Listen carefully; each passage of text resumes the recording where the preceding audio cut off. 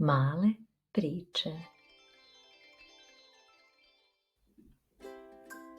Priča o ajkuli i raži. Duboko u plavom okeanu živjela je jedna velika ajkula. Bila je snažna i brza. Ali jednog dana upala je u ribarsku mrežu. Ajkula je pokušavala da se oslobodi, ali mreža je bila prejaka. O ne, šta da radim, mislila je. Tada je naišla mala nežna raža. Vidjela je ajkulu kako se muči. Raža je znala da ajkule često jedu raže, ali njeno srce je reklo: moram da pomognem.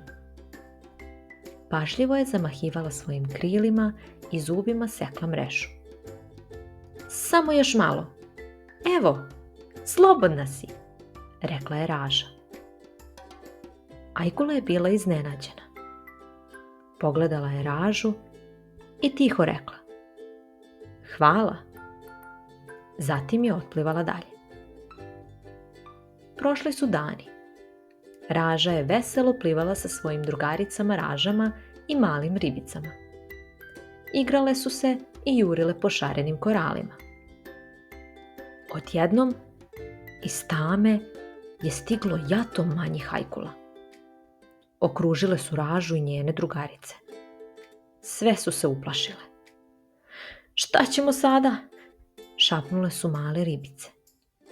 Raža je osjećala strah, ali se nadala da će se nekako izvući iz ove situacije.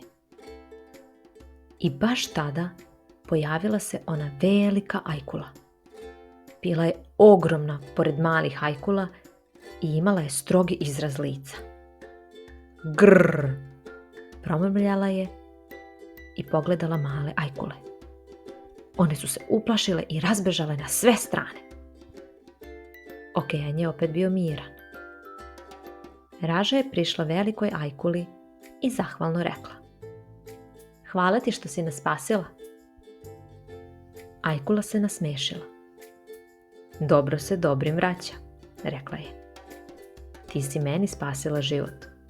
Sada sam ja spasila tvoj. Velika ajkula je zatim otplivala polako i nestala u dubinama okeana.